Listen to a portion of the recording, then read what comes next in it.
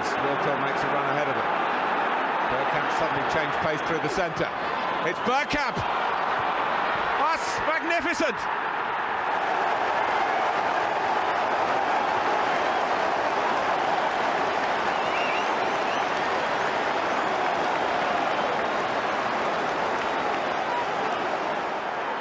The move, and then this, which left Dabi's ass totally stranded.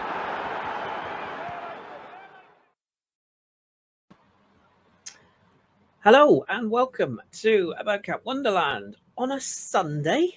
On a Sunday, I hear you all cry. Well, yes, and the reason behind that is because we are here for a special. My name is Chris. I'm your host. You'll be familiar with my work, and underneath me, which I don't ever want to hear that phrase ever used again, is Danny, who's largely going to be in the background today because he's lazy. You know what he's like. But Danny, how you doing? I have been awake for 14 minutes, and I'm doing all right. It's hot. Good. Well, you're not the important one here, so I'm going to move on swiftly from your 44-hour nap. We are joined by a guest today, and it's none other than Mr. Kaya Kaynak, and you might know him as the chief sports writer for Arsenal, all things Arsenal for Football London. Kaya, thanks for joining us. How are you doing? Very good. Very pleased to be on. Thank you for describing me as the important one. That's more flattery like that. I'll keep coming back on. I very much enjoyed that intro.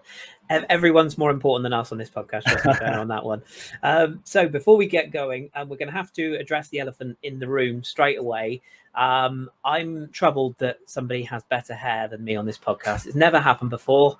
If you're watching on YouTube, you'll be able to see this. What's the reason for the longer hair, Kona? Are you just like me and you just like that free flowing look, or has it always been that way for you?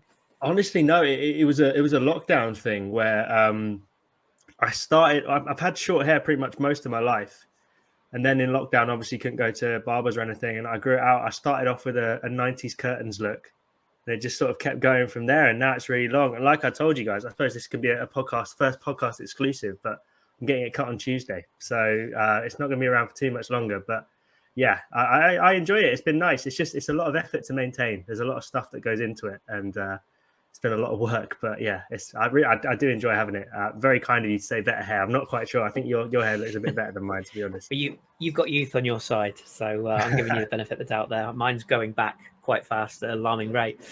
Anyway, I'm sure you didn't come on to talk about hair, so let's launch straight in. With these sort of interviews, first thing I like to do is I like to sort of get to know you as a person. So you're an Arsenal fan, which is always helpful on an Arsenal podcast, of course.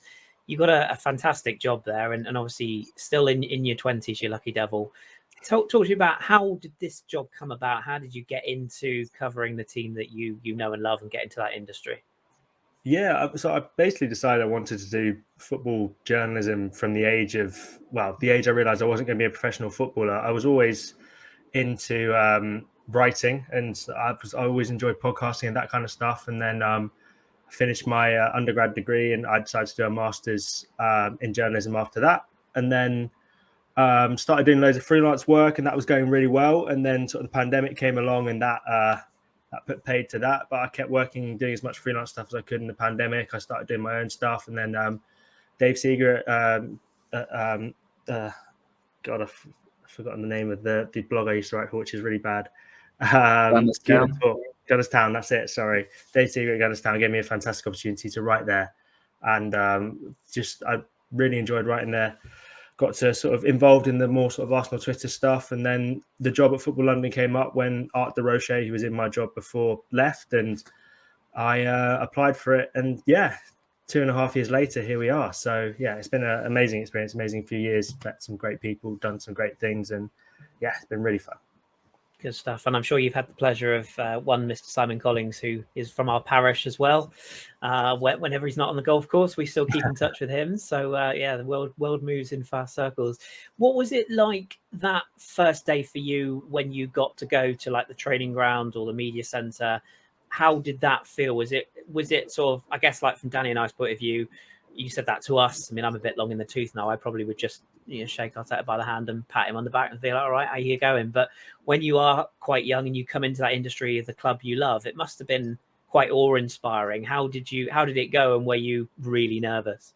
Yeah, I started at a bit of a weird time. So I started in the COVID season where everything was being done over Zoom. So I didn't actually get to go to the training ground for a really long time because obviously you weren't allowed to go anywhere near it because they were so conscious about COVID. And that meant that I didn't actually attend my first Arsenal press conference until March of last season in person, just because they only started a sort of in-person press conferences relatively late last season. We forget how quickly that's all come back to normal.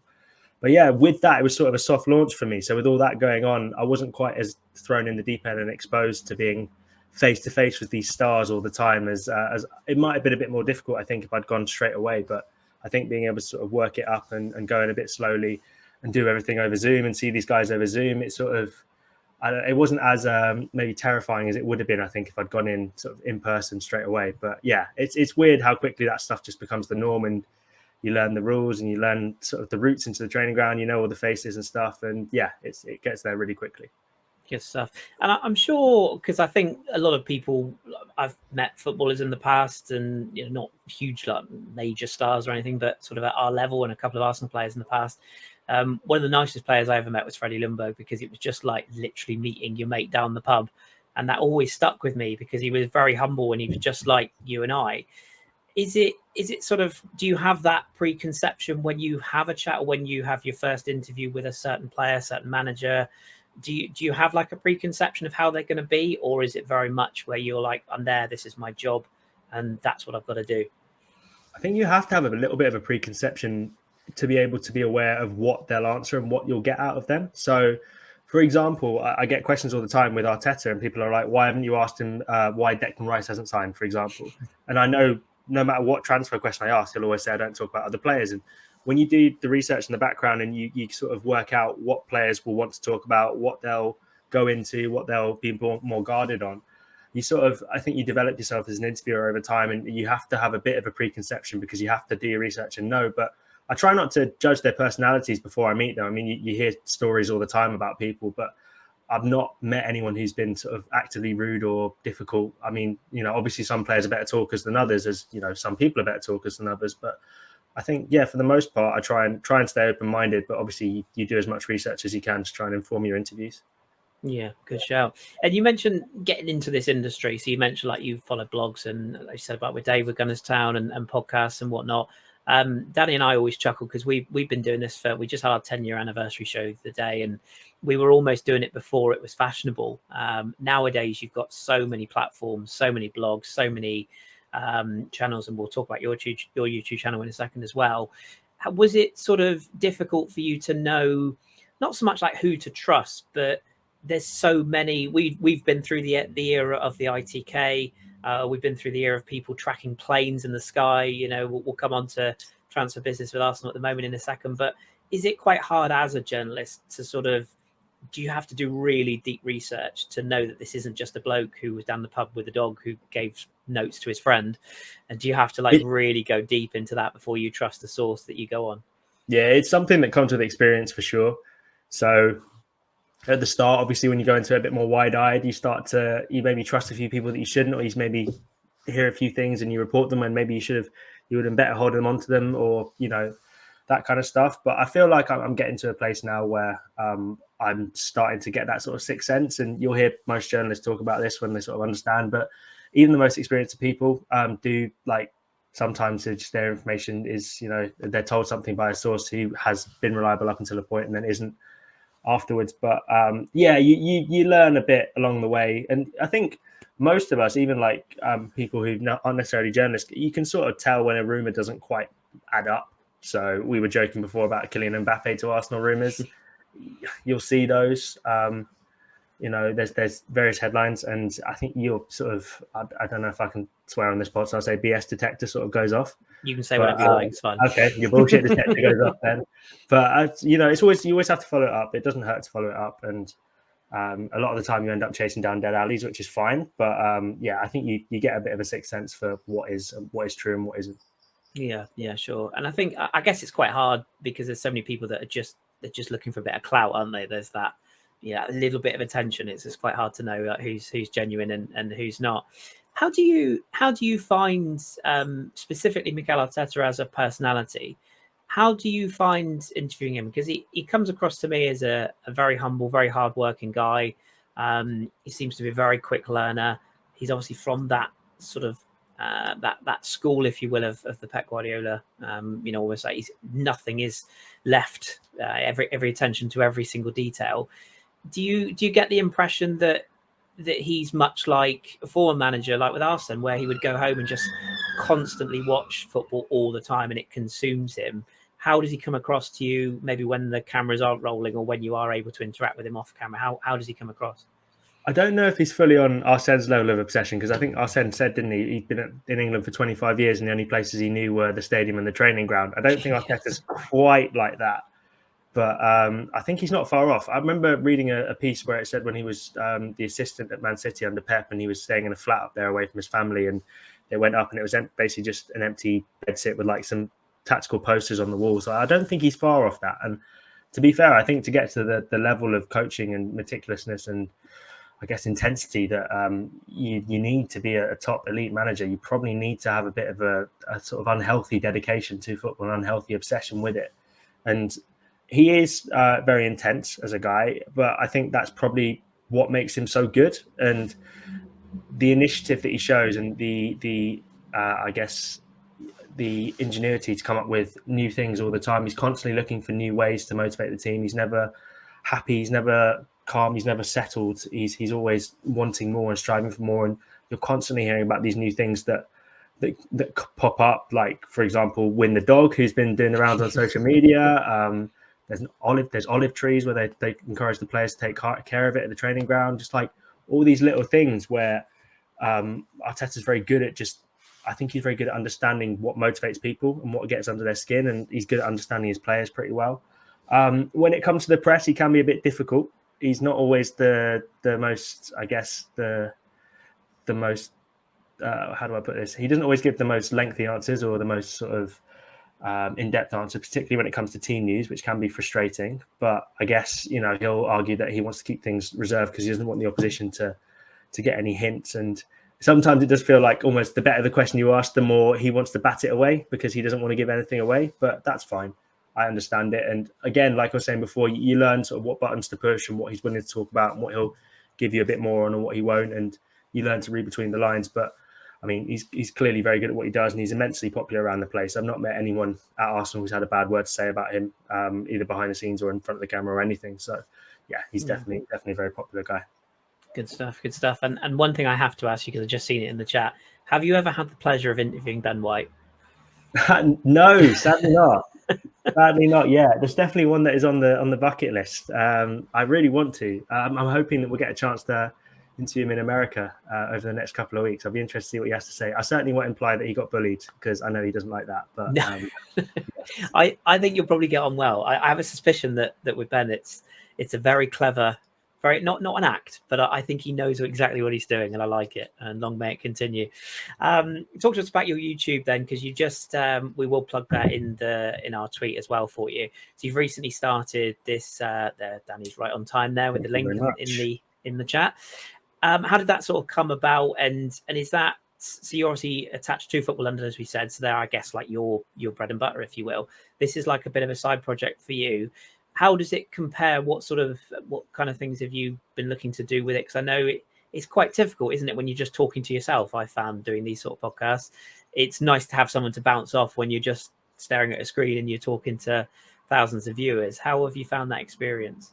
Yeah, I definitely prefer these kind of conversations where we're having a bit of a chat, whereas if you're just talking at a camera for 25, 30 minutes, it can be a bit difficult, and you're in the back of your head saying, don't waffle, and then all you're doing is waffling, and that can be quite difficult to navigate. But yeah, it basically just came out of me wanting to, I guess, feeling that sometimes I wasn't able to always express my point with my writing sometimes, and there's so much going with Arsenal that sometimes you don't get a chance to maybe give it the in-depth coverage with the articles that you might want to when it comes to videos. And I also think there's a lot when it comes to sort of the day-to-day life of the journalist and sort of in and around the press pack that maybe you don't see. And I'm wanting to maybe bring Arsenal fans a little bit closer into that. That's my plan, at least. I feel like my USP is a YouTube channel when sort of I start going out to the States and Nuremberg this coming week. And then obviously when the season starts regular next month. My plan is to sort of give people a bit of an insight into press conferences, see what it's like, what it's about, and just a bit more access that they maybe wouldn't have had before. So yeah, that's the plan with it, and it's just another way to hopefully bring Arsenal fans a bit closer to the club and hopefully interact with more people. I've noticed that people on YouTube are so much nicer as well compared to Twitter. My primary sort of interaction with the outside world have been Twitter until this point when it comes to sort of the football side of things, and everyone's so nice and supportive, and yeah, I've had so much good feedback so far, and everyone's been really great, and it's growing really well, the channel. So yeah, like and subscribe, as I guess you're supposed to say. Absolutely, exactly. Yeah, no, I've really enjoyed it so far, and I'm definitely wanting to do more of it going forward. Good stuff. There's one thing I think we've learned over this 10 years of doing this podcast is that the trolls will always be there, but the nice comments far outweigh the good people. Generally, I tend to find. So yeah, good for you. And like I say, you're starting at a prime age. We're all over the hill at this stage, so we're happy as we are. Let's talk a bit about where we are with Arsenal in general then. So Arsenal are doing a brilliant job right now of dragging 2 signings out for as long as possible. Suspicion is I feel like we're going to have a couple of announcements early next week, because they didn't want to do Saliba on one day and Nelson another day. They didn't want to put it all into one. They've got to keep the media team honest, I guess. But if as is expected, these other 2 deals for Rice and Timber go through to join Kai Havertz, who's the one personally I'm most excited about for whatever reason. I'm just bit of a football hipster, I suppose, but they're 3 massive signings, aren't they? They're signings that say to me, we did well last year, we progressed hugely, but we're really going for it with these 3 signings, aren't we? Are you as excited as a lot of the other supporters are?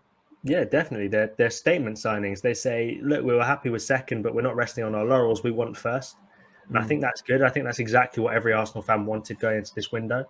I think Arsenal have had the most recent finish, which was as good as second, was obviously 2016, and they didn't kick on. Almost every other team who finished behind Leicester that season kicked on, and Arsenal haven't finished in the Champions League since, if I'm not mistaken. So I think Arsenal have learnt those lessons, and they're a club that's really well run now. Edu and Arteta and Richard Garlick and the rest of the transfer team, they all work with really good synergy. They know the targets. We've seen how quickly they can operate in the past, and when it comes to this summer, I think they've been very clear the areas of the squad they want to improve. The team are travelling out next week, so I do wonder to Germany next week. So I do wonder if maybe they'll stagger the announcement. So last week, for example, they wanted to give Alessia Russo's contract her day in the sun.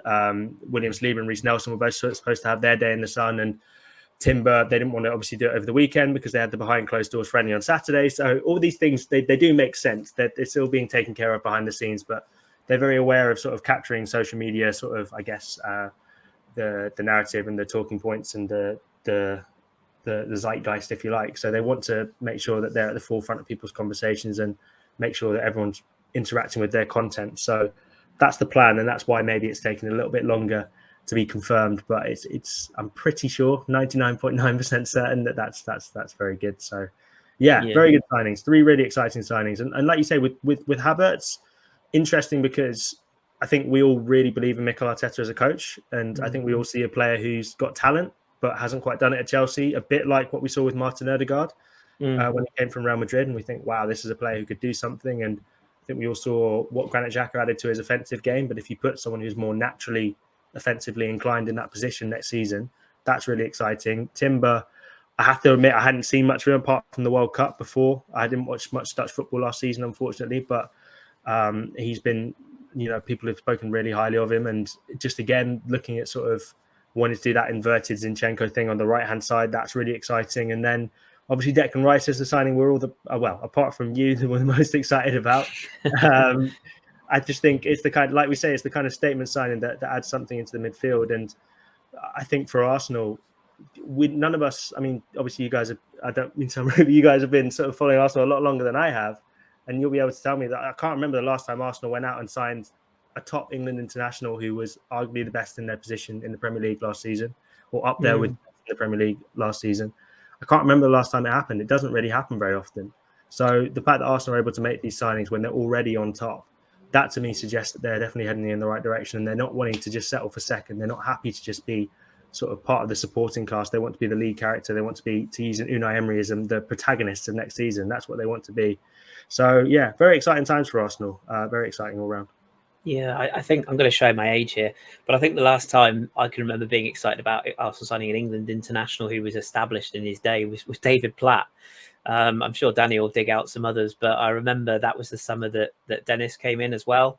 And just to bore our listeners further, I was walking around a French space museum in France at the time on a school study visit, and the tour guide noticed that my friend was wearing an Arsenal shirt, and he was like, "Oh, you've just signed Dennis Bergkamp and David Platt," and we were like, "You couldn't get too further apart sort of names that come in." But I think Platty was, I think he was at Sampdoria at the time, I think, from memory. But yeah, that was, and he was, probably his better days were past him, but he was an established England international. And like you say, someone like Rice, I mean, it is a statement signing, and Sol Campbell is the obvious one, as Maskun has put in the chat. Then, for those days where you could hide a signing and just wander out with Richard Wright and then go, "Oh, and by the way, here's Sol Campbell." Good times. Talk to you about when you're reporting. Is it like, do you sort of have like a home equipment setup where you've just got like 44 monitors and like 8 phones? And is it like a command center where the minute a rumor comes out, you've got to be on it? Because there are journalists out there that thrive on the constant reporting, every minute up-to-date information, or someone's literally just gone out in their garden and watered the plants, they're reporting on it. And then you get others like David Ornstein, for example, who will only tweet about facts. This has happened, that's it, it's done. Where do you sit in that kind of area for journalism, and how do you go about, if you hear a rumor, for example, how do you go about going and say, I need to get on this now? How does that work for you? So, I haven't quite got that setup you described at home.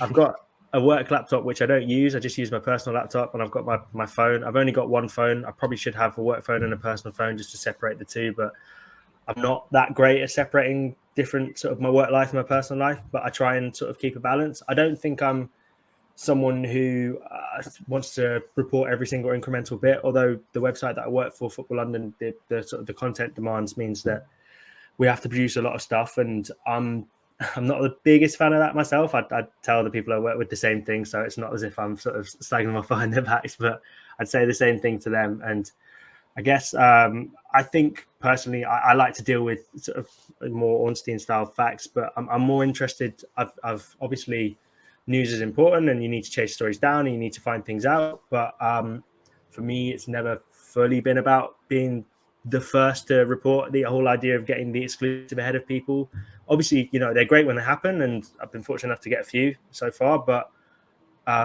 for me, it's much more, I get more of a kick out of knowing I've written a really good piece, or knowing that, I've got a really good take on something and I'm really proud and I want to share it with people. So that's more interesting for me. But when it comes to, finding rumors, you hear whispers, you just call around people. You just keep calling, texting, Instagram DMs, Twitter, all sorts. And that's the thing with social media, you can get in touch with people in so many different ways now. And you're constantly researching, chasing people down. And eventually when you get to them, it's a weird one where you can't quite go and say, is Declan Rice signing for Arsenal? You sort of have to come up with a way where you try and make it mutually beneficial. So you can sort of say, look, here's what I can give you if you give me this, and that kind of thing. So it's a weird relationship. And I think you sort of, again, with experience, you learn how to sort of traverse that tricky transfer terrain.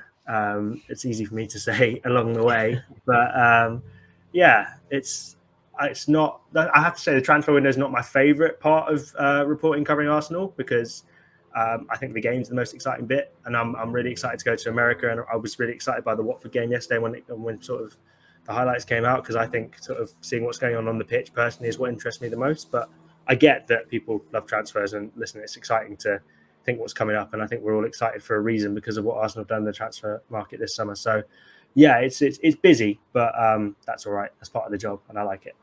Yeah, for sure. Danny's just linked on the, if you're watching in an audio format on the YouTube, links there to Kaya's Football London articles if you want to have a read. So please do. What's the week ahead for you like then? So you're going out to Germany. How does that trip work then? Is it literally like, do you pay for your own flights, everything, and make your way there? Do you have to find stuff to do in the afternoons, or is it very much all Arsenal themed? No, football journalism is not well paid enough for me to be able to pay for flights around the world. You're not on first class with a glass of champers, then? No? Not quite. It's a Ryanair flight out to Nuremberg on Thursday morning, and then the game is in the evening.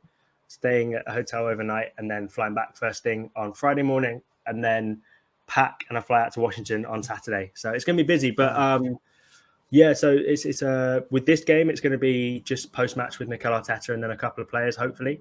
So we'll watch the game, we'll do all the reports, player ratings, reviews, articles about it, all that kind of stuff. And then you go from that point on, and you have a huddle with Mikel Arteta, normally by the pitch side or in like a media zone.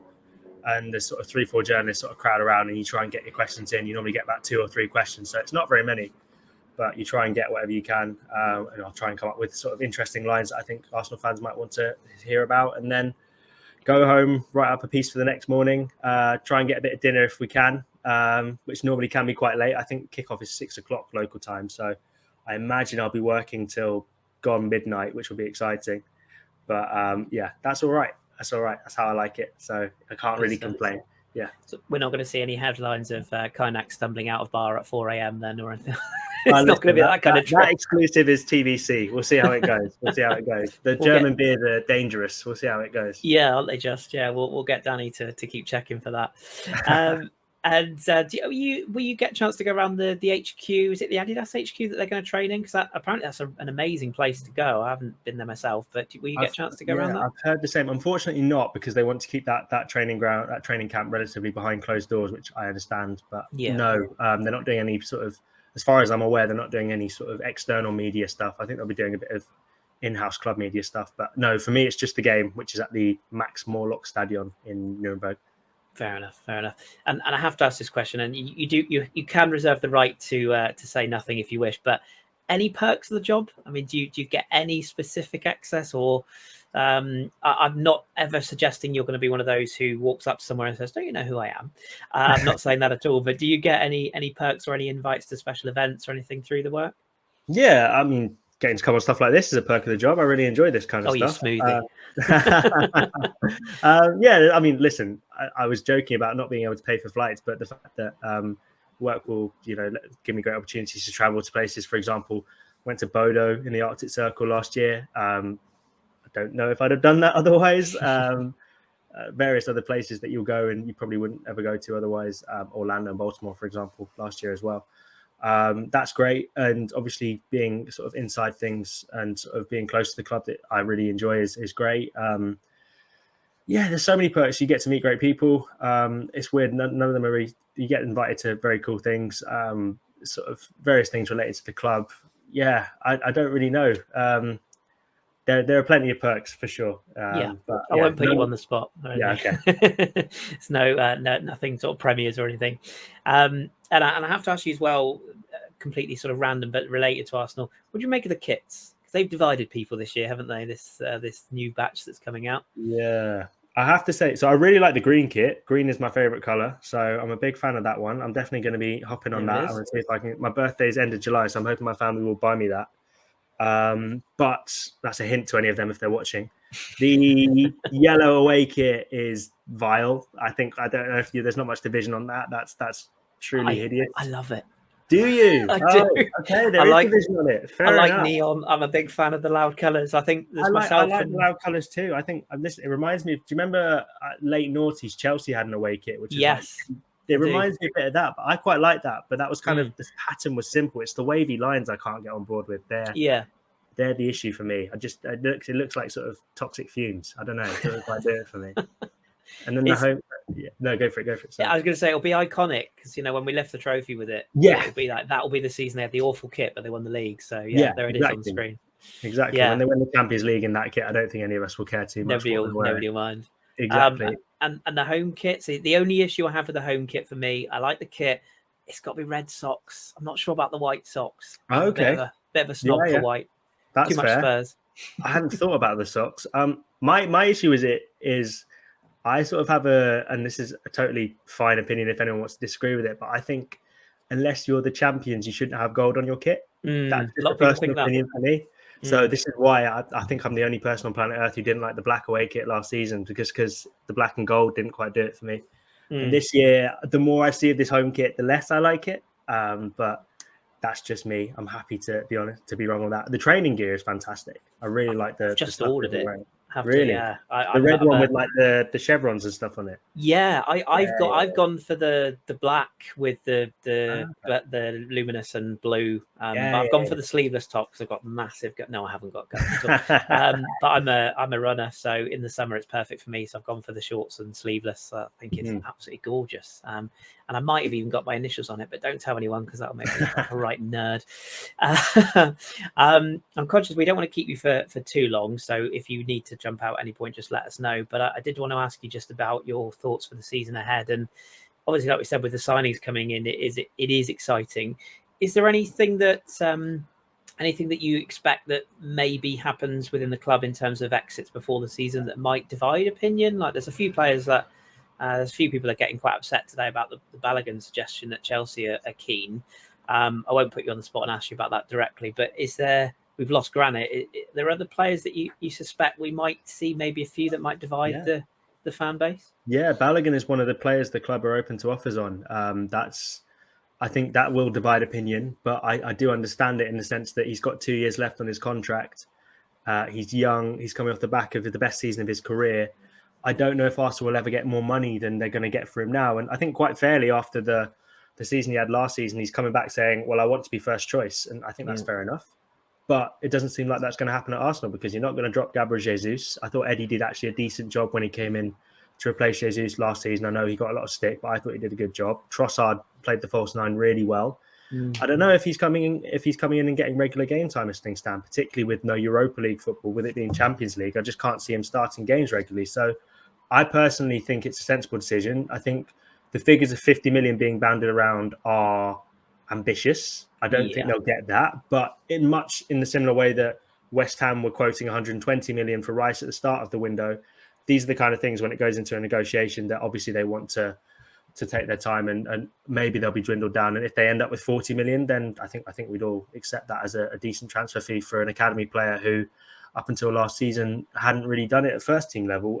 Thomas Partey is another player who I'd expect to divide opinion, and he's someone who they're open to offers for. I think James Bend reported that he's not interested in moving to Saudi Arabia, but he does have interest from Italian teams. So I wonder if the Italian teams will be able to offer Arsenal enough money to make that deal worthwhile. He's another with 2 years left on his contract. So it's sort of do you sell now and kind of make more money, or do you hold on for another season and then risk losing him for nothing in a year's time? I personally, I think Thomas Partey certainly has a lot to offer Arsenal if he does stay on the pitch. Has a lot to offer Arsenal, and if you get rid of him and Xhaka, that's 2/3 of a midfield who nearly won the Premier League last season gone. And suddenly you go from, I guess, having players who were able to maybe shepherd in this transition period with Rice and Havertz coming in, to you're putting all your eggs in this Rice and Havertz basket, and if either one of them don't work out, then it's a bit of a risk. Obviously, if Partey were to go, he'd need replacing, because having Jorginho and Rice and obviously Elneny is there.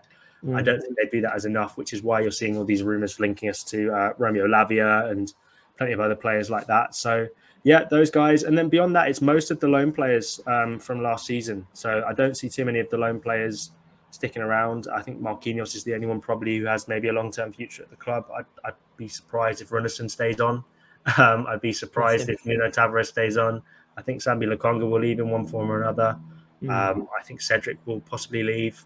Nicolas Pepe is not part of Arteta's plans. I'm sure there's a loanee that I've forgotten in there. Pablo Mari's already gone. So yeah, plenty of those guys. Trusty as well has come back, isn't he? Yeah. Yes. He's back in training, but he's also another one available for permanent transfer. So yeah, there's plenty of sales. I think Arsenal are hoping to get sort of north of £100 million. And if you look that Jack has already gone for €25 million, that seems very doable in my opinion. And that money will hopefully be reinvested back into the playing squad, and then maybe we'll see a fourth or a fifth transfer later in the window. But yeah, exit wise, I'd say Partey and Balogun are probably the two that's going to split opinion most. I think everyone's pretty uniform when it comes to the other ones who are likely to go. Yeah. I got a lot of flack on Twitter. Who'd have thought for suggesting that Balogun would fetch 30 million max? Obviously, sort of follow French football very closely, and he's fantastic at Reims. But the thing is, it's at Rams, and they play a very different style, very different, setup there. And he was the main man. He was their goal threat. He was everything was going through him. I would love to see him just give it a go for a year. And I know that's because there's an issue, I suppose, isn't there? Like you said, the club are looking at the financial side of things, and I guess the player's probably looking at he wants to play. But I feel like if there was one more year on that contract, maybe just to 3 years, I feel like they'd give it that year and say, well, look, just see how it goes.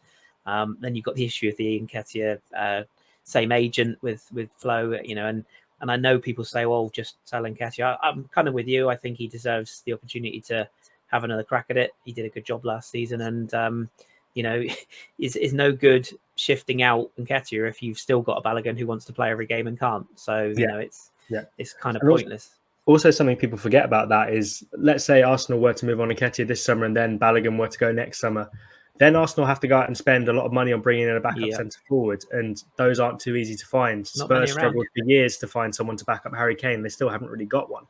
So there's not many around who can do that job. Obviously, you get different types of centre forwards, but it's a lot cheaper to retain an academy prospect for nothing than it is to go out and spend 40, 50, 60 million on a striker who may not be as good and probably will be on the same kind of wages. So I think that's how Arsenal will look at it from a financial perspective.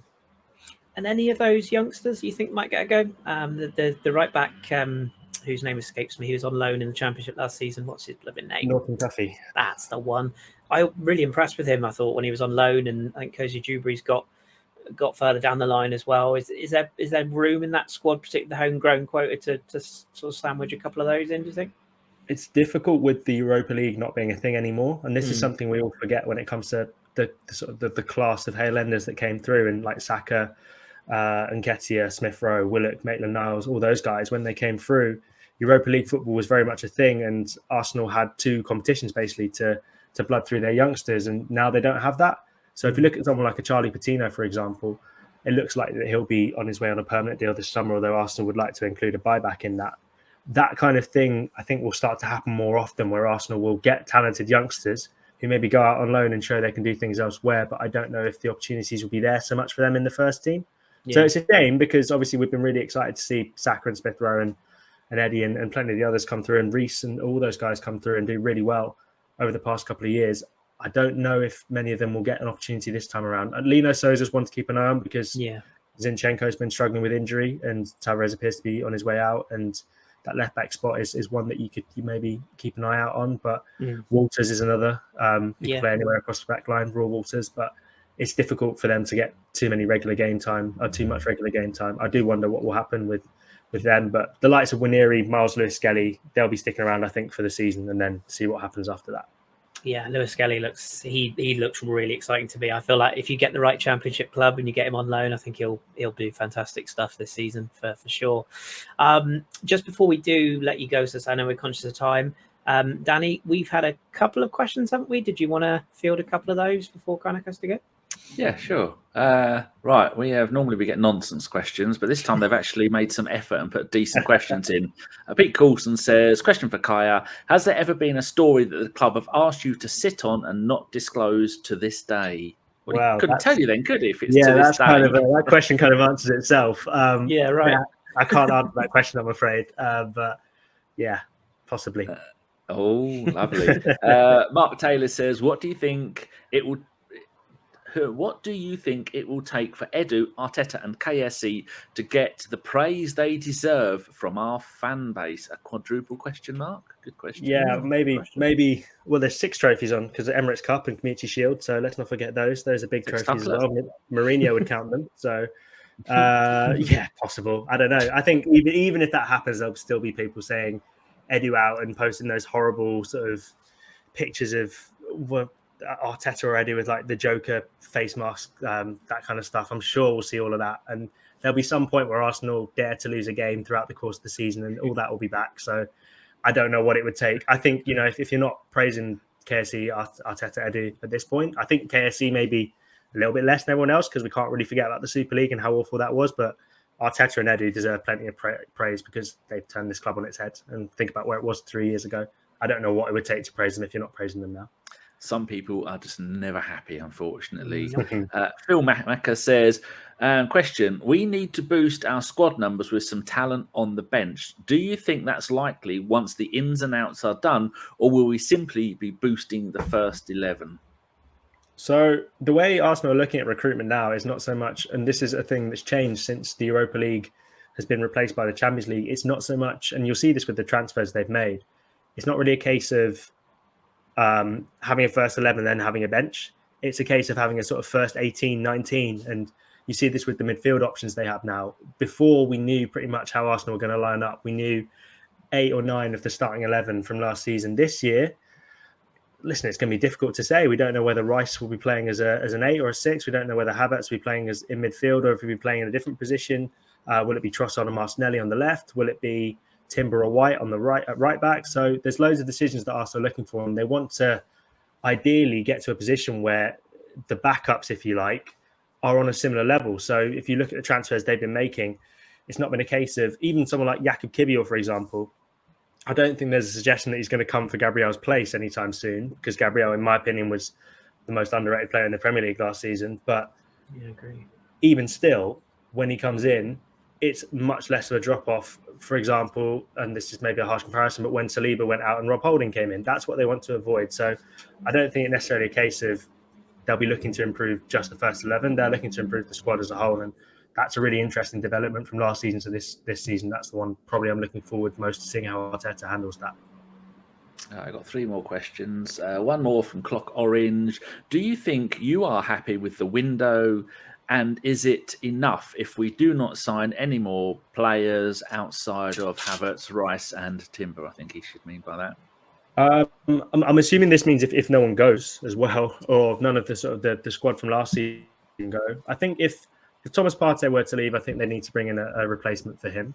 Beyond that, I'm pretty happy with it personally. I think this squad is definitely good enough to compete in the Champions League and the Premier League, especially with the additions they've made to it. There's enough, in my opinion, enough firepower, enough depth in midfield, enough depth in defence, 2 good goalies, and Arthur Okonkwo is looking really good as well. So yeah, I think as things stand, yeah, pretty happy. But if Partey were to leave, then yeah, I think you'd need a backup to replace him.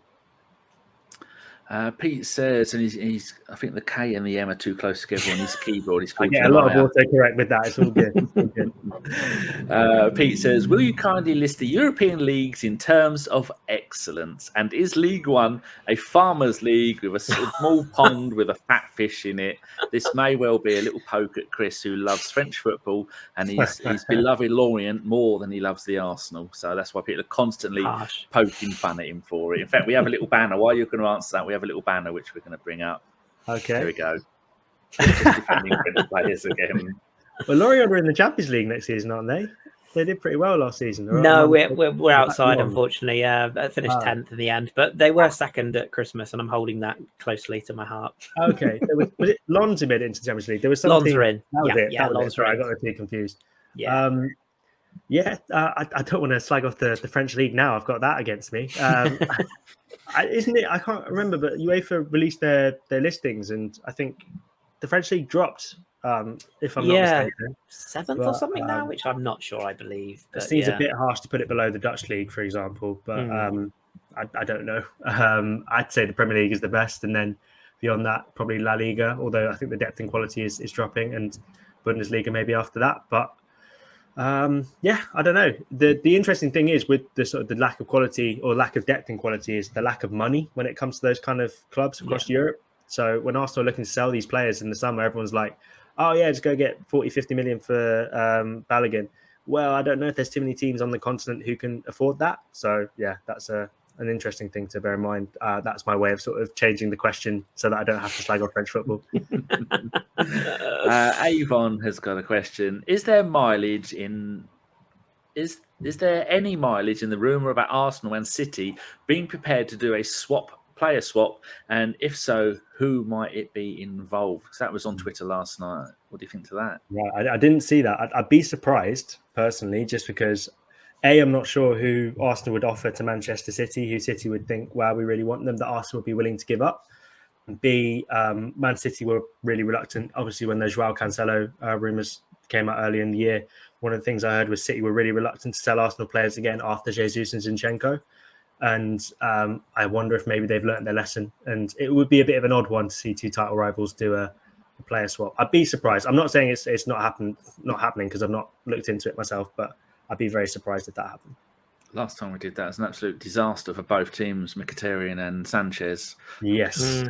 And Ryan has sneaked in, a fellow podcaster at the Mr. Arsenal podcast. So he sneaked in with a decent question that I like. So this is the final one. Ryan says, do you think how well ESR has performed in the under-21s tournament this summer has now given Mikel a selection headache for match day 1 onwards? Yeah, well, the plan for Smith Rowe, so one of the things that's kept him going this season, and I think, in my opinion, he's been quite harshly overlooked at points throughout the season when Arsenal probably could have done with him off the bench, or maybe he could have started a Europa League game here or there. Even at that point, so post-surgery, post-injury, he's now training pain-free, training really well, and all that stuff's going on, and he's not getting many chances. And I think the one thing, speaking sort of people around him, they were telling me that the thing that was keeping him going was this Euro 21 or under 21 Euro thing to I guess give him a chance to show everyone or remind everyone what he can do and make a bit of noise. And he's done that. And he's been part of a team that's won. He's scored. He's got assists. He's been very impressive throughout the tournament. Lee Carsley really likes him, the under 21 manager. So yeah, I think it's just a case of him now. He'll get opportunities in pre-season, so he won't be there for the Germany trip. But I'm looking into whether he'll be able to make it for the America trip. So if he's able to be out there for the America trip, that would be fantastic dedication to come back and basically forgo a holiday at all and just come back straight away. But B, it would be a real chance for him to show Arteta, look, I'm the guy.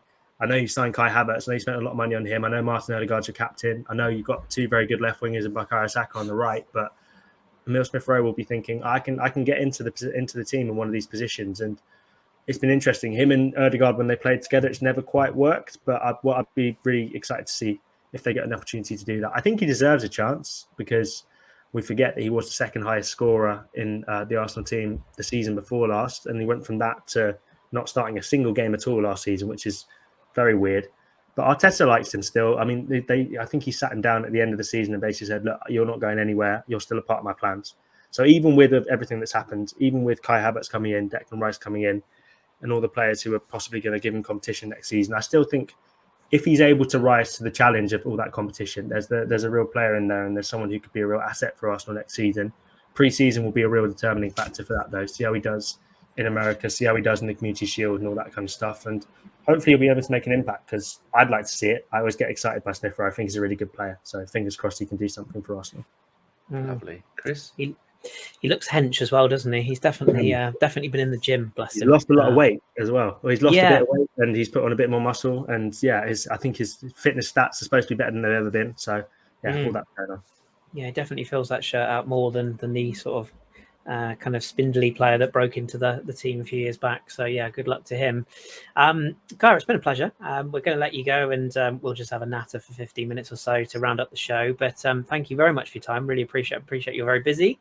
And will be for the next week, I'm sure, as well, with all the training and all the games and the announcements that are to come. Just before you go, if you want to, feel free to plug your Twitter, your YouTube channel, where people can read your articles. Go. Yeah. Sure. Twitter is at Kaya Kaynak 97. Same with YouTube. I'm on Facebook, Kaya Kaynak Journalist. I've started a new Instagram page as well, Kaya Kaynak FL. FL is in Football London. So, yeah, if you're on some sort of social media, you'll find. Oh yeah, Threads. I started doing Threads as well. Can't forget about that. That's Kaya Kaynak FL as well. So yeah, all that's going on, and also the Football London website, as you can see across the bottom of the screen there, is where you can find all my articles. And yeah, thank you very much for having me on, guys, and congrats on the 10-year anniversary from last week, or was it a couple of weeks ago? I'm not sure, but last week, yeah, last week. So yeah, congratulations and thanks everyone for watching, and yeah, hopefully see you all very soon. Absolutely, we will invite you back, and that's the only part of the deal. When you come on one, you have to come on at least one more. So we'll be fishing you out. Don't worry. Look forward to it. It's been a pleasure, Kaya. Thanks for joining us, and no doubt we'll interact again. But thank you again. Have a good one. Cheers, Kaya. Bye, guys. Cheers for now. Take care.